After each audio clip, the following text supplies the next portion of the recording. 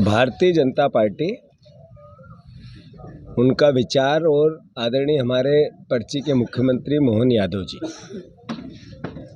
ये परंपरागत बार बार ये एहसास कराते हैं कि वो आदिवासियों के विरोधी हैं। अभी कुछ दिन पहले शहडोल में राहुल गांधी जी आए थे। उन्होंने कुछ महुआ बिनने वाली बहनों से बात करी, उनका दर्द को समझा, महुआ से उनकी इनकम क्या होती है, क्या होता है महुआ से, वो प्रोसेस को पूछा और उन्होंने एक तरह से उनके जीवन में जो भी उनकी प्राचीन सभ्यता और परंपराएं उसकी बात की। तो मोहन यादव जी ने उसका अपमान किया। अभी 4 दिन पहले मोहन यादव जी जब झाबुआ में आए, अलीराजपुर में आए संसदीय क्षेत्र में, तो उन्होंने आदिवासियों को कहा कि आपको फोकट का अनाज हम देते हैं, हमारी सरकार देती है। राम राज्य में जो फोकट का मिलता था वो अब हम भी आपको फोकट का देते हैं, यही तो राम राज है, यही बोला था उन्होंने। फोकट का अनाज आदिवासी परिवार भाइयों को नहीं मिलता है, शासन की योजना के अंतर्गत मिलता है। जो सरकार वोट लेती है उसके अंतर्गत। ये बार बार मोहन यादव जी आदिवासियों का अपमान क्यों करते हैं?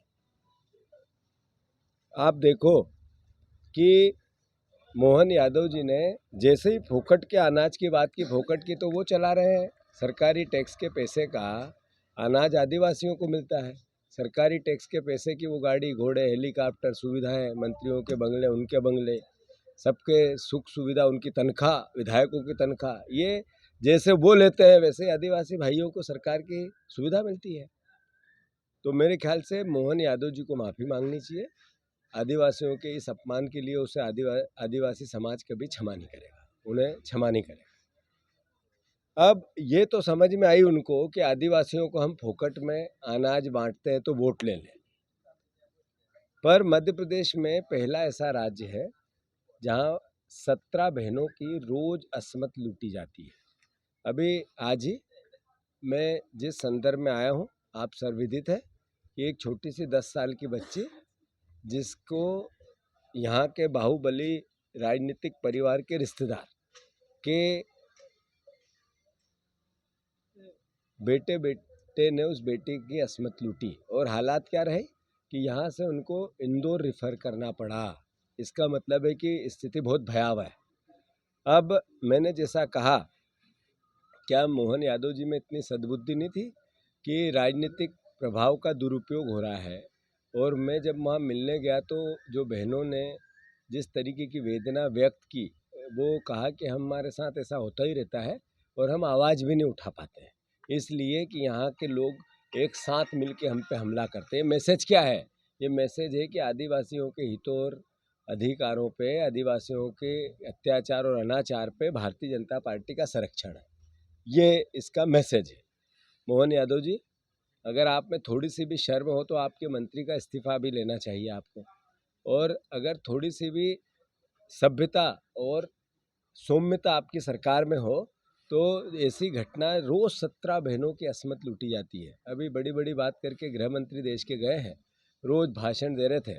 मैं उनको बताना चाहता हूं कि एनसीआरबी के 2022 के जो आंकड़े हैं उसमें 3265 मामलों में ऐसे मामले दर्ज किए गए और उससे 2021 में 3673 थे, जो 2000 आंकड़े बढ़ गए 22 में।